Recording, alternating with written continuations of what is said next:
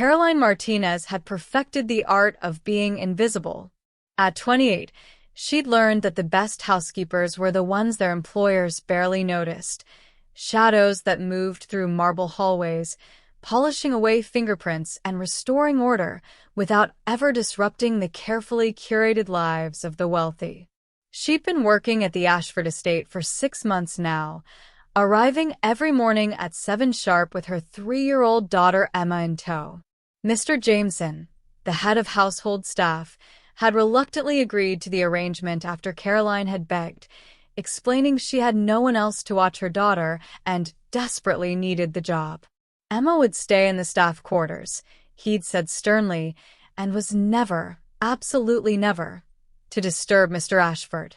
Alexander Ashford III was exactly the kind of employer Caroline had expected when she'd taken the position.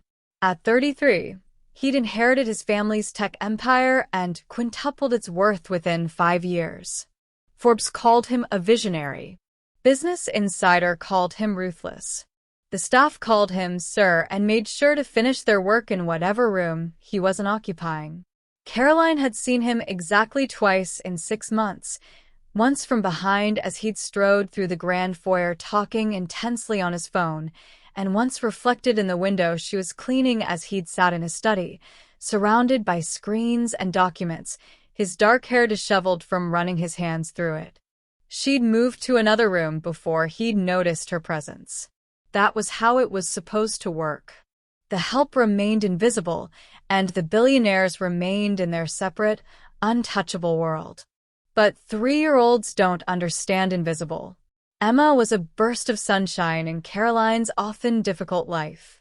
With wild curls the color of honey and eyes that sparkled with mischief and wonder, she approached the world with the fearless curiosity of someone who hadn't yet learned that not everyone wanted to be approached. Caroline had tried, God knows she'd tried, to teach Emma to be quiet, to stay put, to understand that Mommy's job depended on them both being perfect. "I'll be good, Mama," Emma would promise, her little face so serious. And she would be good for a 3-year-old. She'd play quietly with her worn stuffed rabbit and the handful of toys Caroline could afford. She'd color in her coloring books and whisper sing the songs Caroline had taught her. But on that particular Tuesday in late September, Emma woke up with a slight fever. Nothing serious. Caroline had checked 3 times, but enough to make her clingy and tearful. Caroline had pressed a cool hand to her daughter's flushed forehead and made a decision she'd prayed she wouldn't regret. She couldn't afford to miss work, couldn't risk losing this job that paid better than anywhere else she'd applied. The rent was due in a week, and Emma needed new shoes desperately.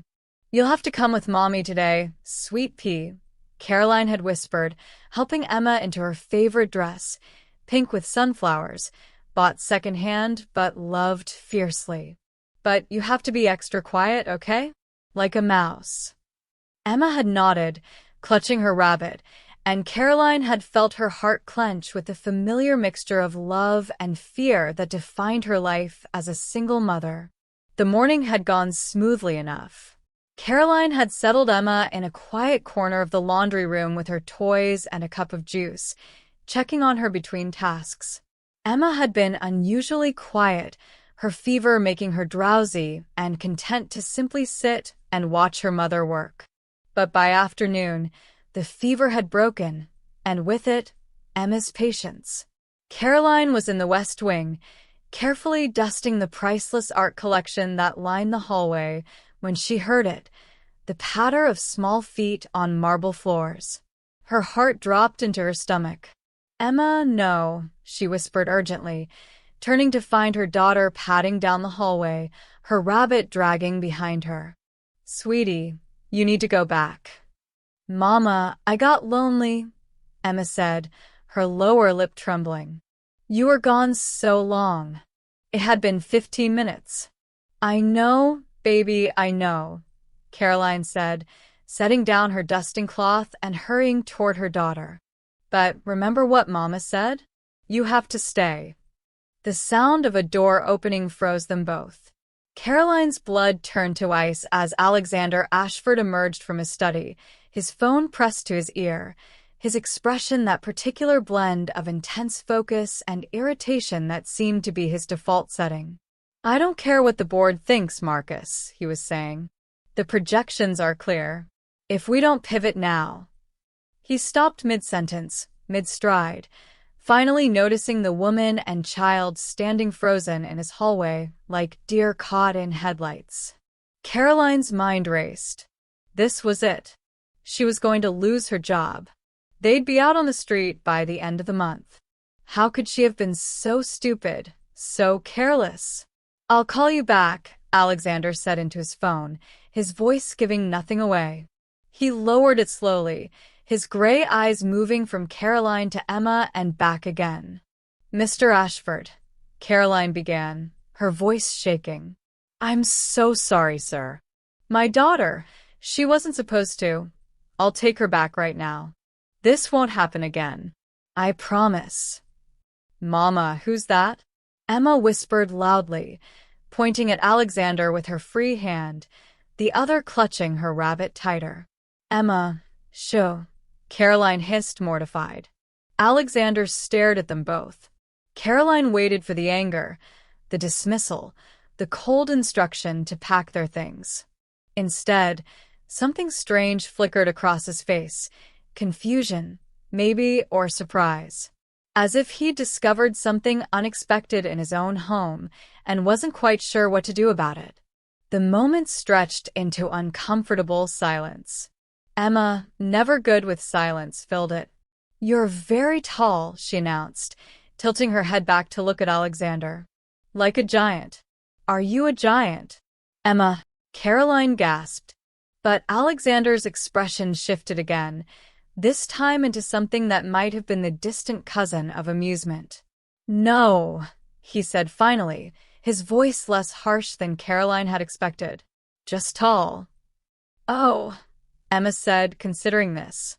Then she smiled, that gap-toothed, unself-conscious smile that never failed to light up Caroline's darkest days. "I'm Emma. That's my mama.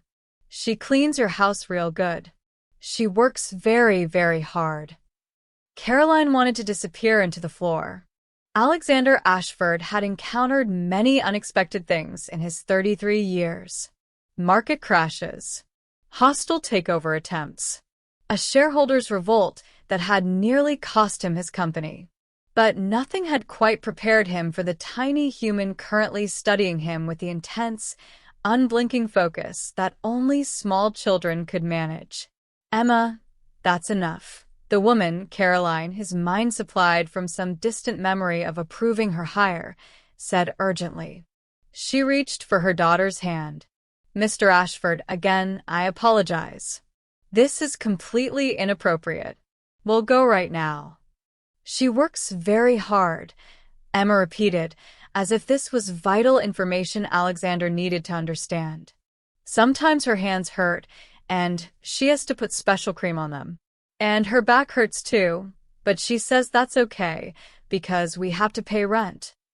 Alexander watched Caroline's face flush, deep red. "Emma, please," she whispered, looking like she wanted to sink through the floor. He should have dismissed them. That would have been the normal response, the expected response. His time was valuable, each hour carefully scheduled and accounted for. He had a call with Tokyo in 20 minutes and a presentation to review before then. He didn't have space in his day for an unexpected encounter with one of his domestic staff and her talkative child. But something made him pause. Maybe it was the way Caroline held herself, proud despite her obvious embarrassment, protective with her hand on her daughter's shoulder. Maybe it was the child herself, with her wild, honey-colored curls and that fearless, curious gaze. Maybe it was the uncomfortable realization that he'd employed this woman for 6 months and had never really seen her until now. "How old are you?" he found himself asking the child instead of dismissing them both. Emma held up 3 fingers. "This many. I'm 3. I had a birthday, and Mama made me cupcakes. They were chocolate. Do you like chocolate?" Emma, Caroline said, her voice tight with stress. Mr. Ashford doesn't have time for. Chocolate's fine, Alexander interrupted. He wasn't sure why he was still standing there, still engaging. The Tokyo call, the presentation, the 17 emails that had come in just during this conversation. What's your rabbit's name? Emma looked down at the worn stuffed animal, its fur matted from years of devoted love. Mr. Hops. He's very old. Older than me even. He was Mama's when she was little. Something in Alexander's chest tightened strangely. He pushed the feeling away. I see.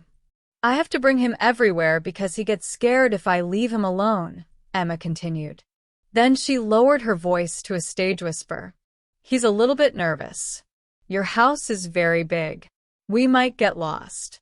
You won't get lost, Alexander said. The hallways are all numbered. Emma's eyes widened. They are? I can't see numbers. They're small, on the baseboards. Why was he still talking to this child? Why hadn't he simply excused himself and returned to his study? What's baseboards? Emma, enough questions, Caroline said firmly. She was gripping her daughter's shoulder now, her knuckles white. Mr. Ashford has important work to do. We need to let him. It's the wood at the bottom of the walls, Alexander said, pointing. See. Emma crouched down immediately, peering at where he'd indicated. Oh. I do see. There's a number 3. That's my favorite because it's how old I am. She looked up at him with delight. That's so smart. Did you make that up? No, it's standard practice in large homes. Do you have 3-year-olds who live here who might get lost too? No. Just you. Emma, Caroline warned. But the question hung in the air. Just you? In this enormous house with its 30 rooms and marble hallways and priceless art collection. Just him. Always just him. Yes, Alexander said quietly. Just me. Emma seemed to consider this very seriously. Then she announced, That sounds lonely. The words hit him with unexpected force. Alexander felt something crack in the careful walls he'd built around himself. Walls of schedules and efficiency and maintaining emotional distance from everything that didn't directly contribute to his empire's growth. I should. He started, gesturing vaguely toward his study. Of course, Caroline said quickly, relief flooding her face. We're so sorry to have bothered you, sir. It won't happen. Mama has to work now, Emma interrupted, looking at Alexander. She has to clean lots more rooms. I'm supposed to be quiet as a mouse, but I got lonely. Do you ever get lonely? Emma? Caroline looked horrified. But Alexander found himself unable to look away from those wide, honest eyes. When was the last time anyone had asked him a direct question that wasn't about quarterly projections or market strategy or his opinion on a merger? When was the last time anyone had asked him anything personal at all? Sometimes, he admitted, and the word felt strange in his mouth. Vulnerable. True. Emma nodded sagely, as if he'd confirmed something she'd suspected. Then, without warning, she reached into the pocket of her pink dress and pulled out a lollipop. It was half-eaten, the remaining candies streaked with saliva, the stick clutched in her small fist. Here, she said, holding it out to him with complete sincerity. This will make you feel better. It's cherry. Cherry is the best kind. Alexander stared at the offered lollipop.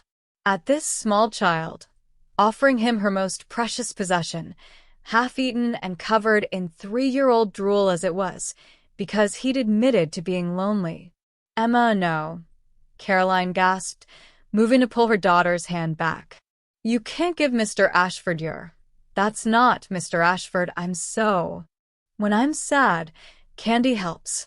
Emma explained seriously, her hand still extended. Mama says we can't have candy too much because it's expensive and bad for teeth, but sometimes when things are really hard, she lets me have one lollipop. This is my special one from yesterday. I was saving it. But you need it more, because you're lonely, and I have Mama and Mr. Hops." The crack in Alexander's walls widened. This child, this tiny human who barely came up to his waist, had heard him say he was lonely and had immediately offered him the most valuable thing she owned.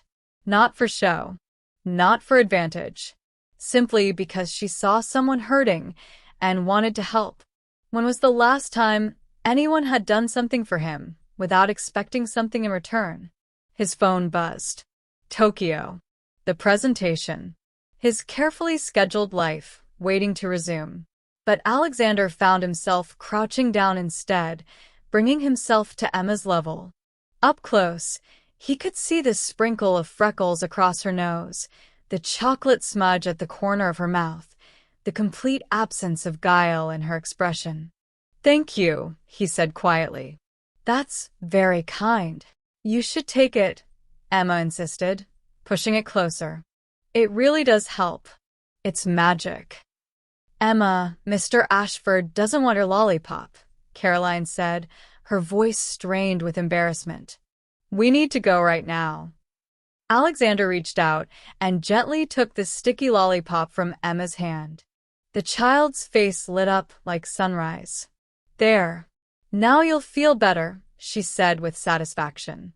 Then, before either adult could react, she threw her small arms around Alexander's neck in an impulsive hug. "Don't be lonely anymore, okay?" Alexander Ashford sat in his study, door closed, phone silenced, the Tokyo call completely forgotten. In his hand that had signed billion-dollar deals and shaken hands with presidents and CEOs, he held a half-eaten, cherry-flavored lollipop. It was absurd. It was unsanitary. It was the most valuable thing anyone had given him in years. The hug had lasted maybe 3 seconds before Caroline had pulled Emma away, apologizing so profusely and with such genuine mortification that Alexander had finally found his voice and told her it was fine. More than fine. She wasn't in trouble. She should get back to work. The relief on Caroline's face had been painful to witness. As if she'd expected him to destroy her life over a child being a child. As if he was the kind of person who would punish someone for her. Was he that kind of person? Alexander set the lollipop carefully on his desk, on top of a quarterly report projecting a 17% growth in market share. The sticky candy looked ridiculous there, perched on charts and graphs and projections. A child's treasure sitting atop his empire's blueprints. Don't be lonely anymore, okay? He couldn't remember the last time he'd been hugged. Really hugged, not the perfunctory embraces at charity galas or the stiff acknowledgments at family holidays he rarely attended. He couldn't remember the last time someone had touched him with simple, uncomplicated affection. His phone buzzed again. And again. The world demanding his attention, his decisions, his time. Alexander looked at it, then at the lollipop, then at his hands. When had they become so empty? He'd built everything exactly as he was supposed to. His father had died when Alexander was 25, leaving him a tech empire and a mandate. Grow it, expand it, dominate the market. And Alexander had. He poured everything into Ashford Technologies, every waking hour, every ounce of energy, every relationship sacrificed at the altar of success. He'd told himself it was what his father would have wanted, what the shareholders needed, what he was supposed to do. Be ruthless, be efficient, be the best, be alone. Alexander stood abruptly, pacing to the window. The grounds of his estate stretched out before him, perfectly manicured, beautiful and empty. How many rooms in this house had he not entered in months? How many spaces existed that no one occupied, no one needed, no one loved? That sounds lonely. Out of the mouths of babes, as the saying went. He pulled out his phone, scrolling through his contacts. Hundreds of names. business associates, board members, lawyers, accountants, industry rivals, industry allies, people who wanted something from him or whom he wanted something from. Relationships built on transactions, on utility, on mutual benefit. Not a single person he could call just to talk to. Not a single person who'd offer him a half-eaten lollipop because they thought it might make him feel better. Alexander's mind drifted back to the scene in the hallway. Caroline's obvious fear and determination. The way she'd held her daughter protectively while also clearly terrified of losing her job. Working despite her hands hurting, despite her back hurting, because she had to pay rent. How much did he pay her? He realized with shame he didn't know. Mr. Jameson handled all the staff salaries. Alexander signed the checks, without looking at the details. The staff were invisible to him, just as he'd wanted them to be. Just as it was easier for them to be. Emma wasn't invisible. Emma had walked right into his carefully ordered world with her gap-toothed smile and her worn rabbit and her honest questions, and she'd seen him. Actually seen him. Not the billionaire or the CEO or the heir to a fortune. Just a person. A lonely person. And she'd tried to help. The realization hit Alexander like a physical blow. A 3-year-old child had shown him more genuine kindness in 5 minutes than most people had shown him in years. And she'd done it with the most precious thing she had, given freely, expecting nothing in return except maybe that he'd feel a little less lonely. What did that say about his life? Alexander returned to his desk, looking at the lollipop again. Then, he did something he never did. He canceled his afternoon meetings. All of them. His assistant's confused voice came through the speaker, asking if he was feeling unwell, if there was an emergency. No, he said. No emergency. I need the afternoon. For what, sir? For what, indeed? Alexander looked around his study.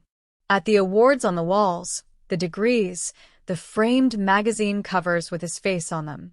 Proof of his success. Evidence of his worth. All of it feeling suddenly, achingly hollow. I'll let you know, he said, and ended the call. He found them in the East Wing. Caroline was carefully polishing a mirror, her movements efficient and practiced. Emma sat nearby on the floor, coloring in a book, humming softly to herself. Mr. Hops sat propped against the wall, standing guard. Caroline saw him first. She straightened immediately, alarm flashing across her face. Mr. Ashford. Is something wrong? Is Emma? Nothing's wrong, Alexander said quickly. He felt strangely nervous, out of his depth in a way he never was in boardrooms or negotiations. I wanted to, may I speak with you for a moment? Caroline's face paled. Of course, sir. She looked at Emma. Stay right there, sweet pea. Don't move. I'll be good, Mama, Emma promised, not looking up from her coloring. They moved a few feet away, Caroline's posture rigid with tension. Alexander realized she was expecting to be fired. The knowledge sat uncomfortably in his chest. You're not in trouble, he said first. Some of the tension left Caroline's shoulders, but her eyes remained wary. Okay. I realized I don't actually know much about my staff. About you. You've worked here for 6 months. Yes, sir. 6 months, next week. And Emma comes with you every day? Caroline's jaw tightened. Yes, sir. Mr. Jameson agreed to it when I was hired. I know it's not ideal, but I promise she doesn't interfere with my work. Today was an exception because she wasn't feeling well this morning, and I'm not criticizing, Alexander interrupted. I'm asking. You don't have other childcare options. Caroline's expression shuddered. No, sir. Her father? Not in the picture. The words were clipped, defensive. It's just us. Has been since she was born. That must be difficult. Caroline shrugged, but Alexander could see the strain in her face, the exhaustion she carried. "We manage." Sometimes her hands hurt. Her back hurts too. But she says that's okay, because we have to pay rent. "Mr. Ashford, if this is about Emma being here, I'll find another solution," Caroline said in a rush. "I can't lose this job. Please. I know I should have kept better watch today. It won't happen again." I'll. "Stop," Alexander said gently. Please. "That's not what this is about." Caroline looked confused. "Then what?" Alexander wasn't sure how to explain. "How did you tell someone that their 3-year-old daughter had just shown you everything that was broken in your life? That a half-eaten lollipop had cracked open something in your chest you'd spent years trying to seal shut?" "Your daughter," he began, then paused. Emma. "She's remarkable." Caroline's expression softened immediately, the way any parents would. "She is," she agreed quietly. "She's everything good in my life. She told me I shouldn't be lonely anymore." Understanding dawned in Caroline's eyes, followed by sympathy. "She has a way of seeing right to the heart of things. I'm sorry if that was—" "No," Alexander interrupted. "Don't apologize. She was right." They stood in awkward silence. Down the hallway, Emma started singing softly to herself, something about sunshine and rainbows. The sound seemed impossibly bright in the quiet house. "How old are you?" Alexander asked suddenly. Caroline blinked at the unexpected question. 28, sir." 28. Only 5 years younger than him. But the life experiences that separated them might as well have been an ocean. She was raising a child alone, working until her hands hurt, worried about rent. He was worrying about market share and quarterly projections in a house that cost more than most people would earn in several lifetimes. "What do you do for fun?" Alexander asked. "You and Emma. On your days off." Caroline looked at him like he'd started speaking another language. We go to the park sometimes. If the weather's nice. Emma likes the swings. And we go to the library. That's free, and Emma loves the children's section. She can spend hours looking at picture books. "The park," Alexander repeated. "The library." "Yes, sir." When was the last time he'd been to a park? Not for a charity photo op or a ribbon cutting, but just to be there? To exist in a space without purpose or agenda. Over the next 2 weeks, something shifted in the Ashford estate. The staff noticed it first. The way Mr. Ashford started appearing in hallways at unexpected times, not rushing past but pausing, present. The way he'd started greeting them by name, asking how they were, and actually waiting for an answer. "It's unsettling," Mrs. Chun, the cook, confided to Mr. Jameson. "Yesterday, he came into the kitchen and asked about my grandson. He's never done that. I've worked here for 12 years. Mr. Jameson had noticed too. Mr. Ashford had requested a full breakdown of all staff salaries and benefits. He'd asked questions about working conditions, time off, satisfaction. He'd increased everyone's pay by 20%, effective immediately, with no explanation except that it was overdue. But the most noticeable change involved Caroline and Emma. It had started the day after the Lollipop incident. Alexander had asked Mr. Jameson to arrange for one of the unused bedrooms on the first floor to be converted into a proper space for Emma. Not the staff quarters, a real room, with windows and natural light and space for toys. "Sir?" Mr. Jameson had asked, confused. "She shouldn't have to sit in the laundry room all day," Alexander had said. "She's 3 years old. Children need proper space." By the end of the week, the room had been transformed. A small table for coloring. Bookshelves that Alexander had personally stocked with picture books from the local children's bookstore. Soft rugs on the floor. A comfortable chair where Caroline could sit during her breaks. When Caroline had seen it, she'd cried. Alexander had happened to walk past and found her standing in the doorway, hand over her mouth, tears streaming down her face. "Is it wrong?" he'd asked, alarmed. "I can change." "It's perfect," Caroline had whispered. "It's too much. You didn't have to. I wanted to." And he had. That was the strange part. Alexander found himself thinking about them, Caroline and Emma, in moments when he should have been focused on work. Wondering if Emma would like the new books. If Caroline's hands were still hurting. If they needed anything else. He started taking his lunch in the small sitting room adjacent to Emma's new play space.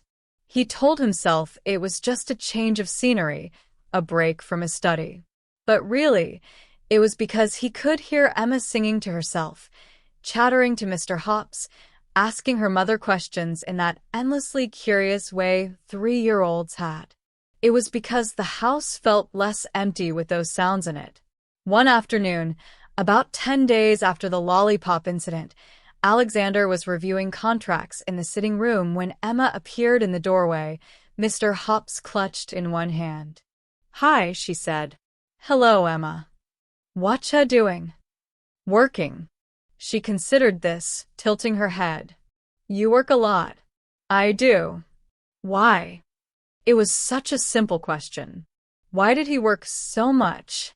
Once, he'd had ready answers. To build the company, to honor his father's legacy, to succeed. But faced with a 3-year-old's honest curiosity, those answers felt insufficient. "I guess I don't know what else to do," he admitted. Emma padded into the room, climbing onto the chair across from him without invitation. "You could play. Playing is fun." "I'm not very good at playing." "Everyone's good at playing," Emma said with the absolute certainty only a child could possess. "You just have to practice." "Want me to teach you?" Alexander looked at the contract spread before him. A merger worth $200 million waiting for his signature. Then he looked at Emma's earnest face, at the hope in her eyes. "Okay," he said, closing the folder. "Teach me." Emma's face lit up. "Really? Really?" She scrambled down from the chair and ran to her playroom, returning with an armful of toys. Blocks, plastic animals, toy cars. She dumped them on the floor at Alexander's feet. "First," she announced seriously, "we have to build a castle. Every game needs a castle." "Does it?" Yes. "That's the rules." "I see. And who made these rules?" Emma looked at him like he'd asked who made gravity. "Everyone knows that."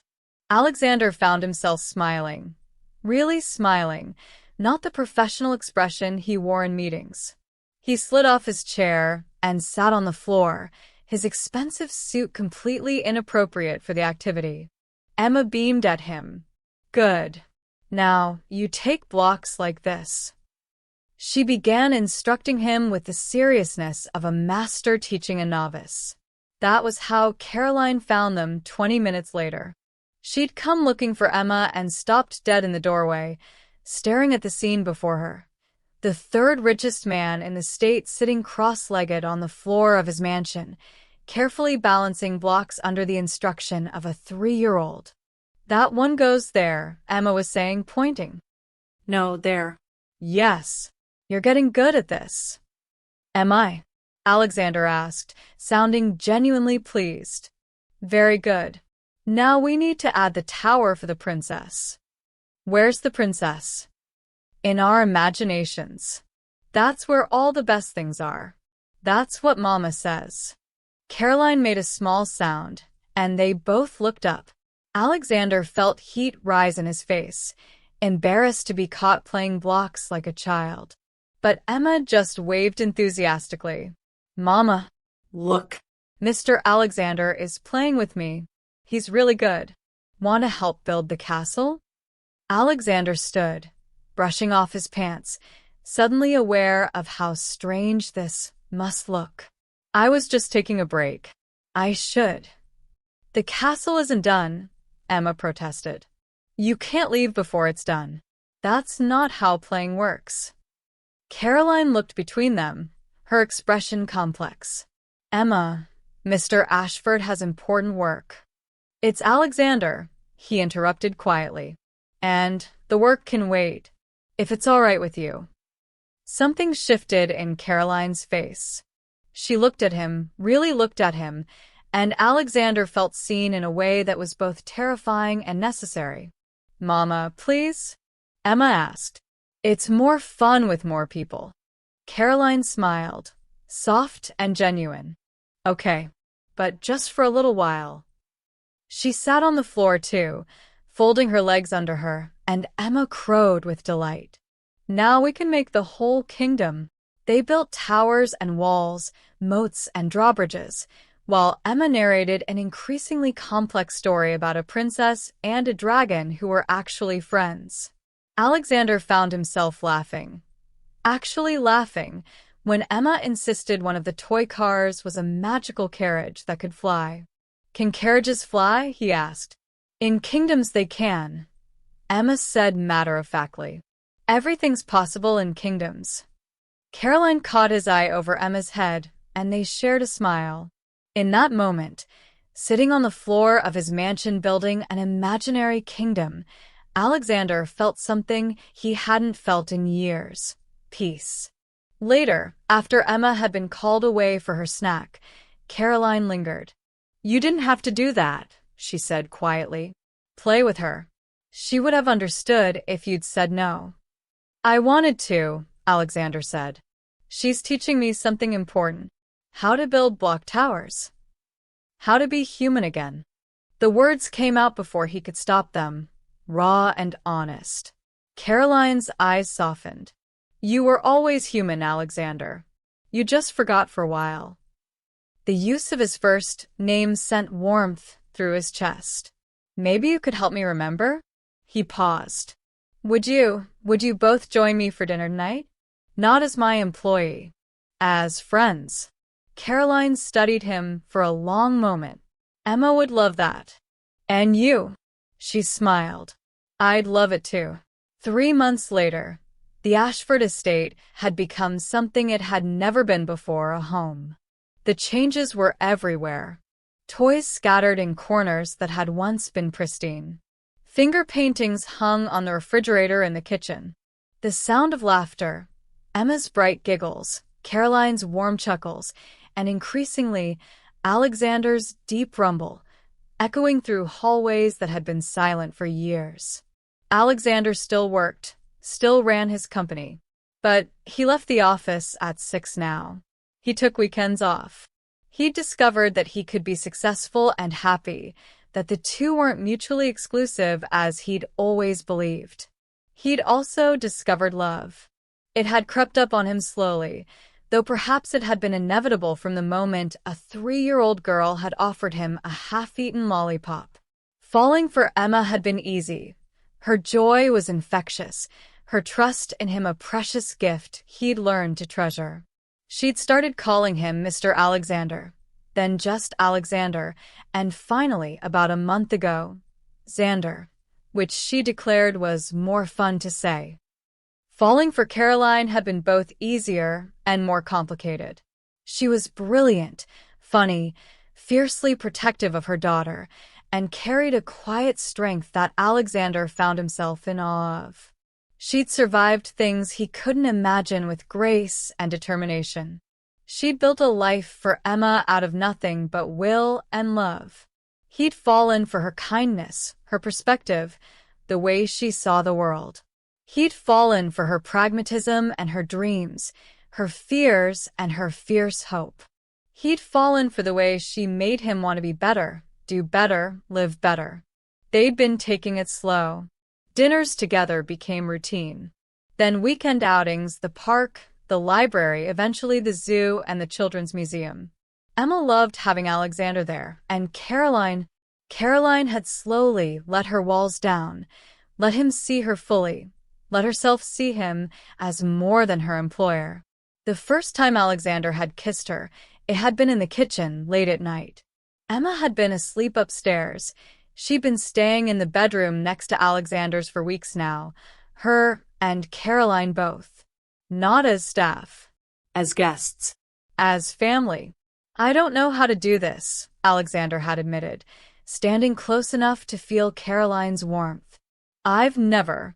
I don't have a good model for what healthy relationships look like. Neither do I, Caroline had whispered back. We'll figure it out together. And they had been. Day by day, moment by moment. Now, on a Saturday morning in December, Alexander stood in the kitchen watching Caroline make pancakes while Emma sat at the counter, narrating an elaborate story involving Mr. Hops's adventures in Pancake Land. And then he met the syrup dragon, Emma was saying, and they became best friends and went swimming in butter. That's quite an adventure, Caroline said, flipping a pancake. The best adventure, Emma agreed. Then she turned to Alexander. Xander, do you think we could get a dog? Emma, Caroline warned. We talked about this. But Mama, this is Xander's house, and he doesn't have a dog, and that's very sad. Everyone should have a dog. Or a cat. Or a bunny. Or a million animals? Alexander suggested, coming to sit next to her. Yes. A million animals would be perfect. Let's start with one, Alexander said. What kind of dog do you want? Emma's eyes went wide. Really? A real dog? Not an imagination dog? Really, really? Emma squealed and launched herself at him, wrapping her arms around his neck. Alexander caught her, holding her close, breathing in the scent of her strawberry shampoo. His heart felt so full it might burst. Can we go today? Emma asked, pulling back to look at him with those bright, earnest eyes. Right now? This very minute. Let's finish breakfast first, Caroline said, sliding pancakes onto plates. But she was smiling, and when she caught Alexander's eye, the love there made him feel like the richest man in the world. And he was.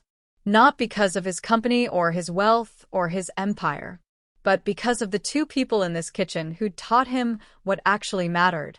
After breakfast, they piled into Alexander's car, not the sleek sports car he usually drove, but the SUV he'd bought last month because it was more practical for families.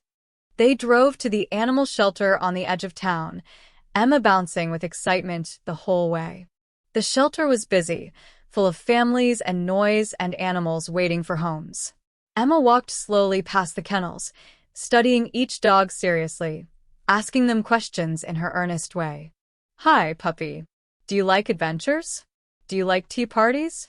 Would you be friends with Mr. Hops? They'd nearly reached the end of the row when Emma stopped. In the last kennel, a medium-sized mutt with floppy ears and soulful eyes sat watching them. The card on the kennel said his name was Buddy, and he'd been there for 6 months. Too old to be a puppy, too plain to attract attention. Emma pressed her face to the kennel door. Hi, Buddy. Are you lonely? The dog's tail thumped once. I think he is, Emma said, looking up at her mother and Alexander. I think he's been lonely for a long time, and he needs a family. Can we give him one? Caroline crouched next to her daughter. Are you sure? There are puppies here, younger dogs. But they'll find families easy, Emma said with 3-year-old wisdom. Buddy needs us. Right, Xander? Alexander looked at the dog, at the hope in Emma's eyes, at Caroline's soft smile. He thought about how he'd felt 3 months ago, alone in his mansion, convinced that empty was the same as safe. Right, he agreed. Buddy definitely needs us. The shelter staff brought Buddy out, and the dog seemed to understand immediately that his life was about to change. He was gentle with Emma, patient with her enthusiastic pats, and when he looked at Alexander, the understanding in his eyes was almost human. We're all rescuing each other, Caroline said softly, standing close to Alexander as Emma rolled on the floor with their new dog. Yeah, Alexander agreed, sliding his arm around her waist. We are. That night, after Buddy had been introduced to the house and Emma had finally been convinced to go to bed, Alexander and Caroline sat on the couch in the living room, her head on his shoulder. I've been thinking, Alexander said, about us. About our future. He felt Caroline tense slightly. Okay. I want you to marry me, he said. Not a question. Not yet. Just a statement of fact. Caroline sat up, looking at him with wide eyes. Alexander. I know it's fast, he continued. I know we're still figuring things out. But I also know I've never been more sure of anything in my life. You and Emma, you're my family. You're what makes this house a home. You're what makes my life worth living. Tears sparkled in Caroline's eyes. I'm not Cinderella, she said quietly. This isn't a fairy tale. No, Alexander agreed. It's better than a fairy tale. It's real. You're real. What we're building together is real. I come with a lot of baggage. A daughter, a past, complications. You come with Emma, who's the best thing that's ever happened to me. You come with strength and resilience and a heart bigger than anyone I've ever met.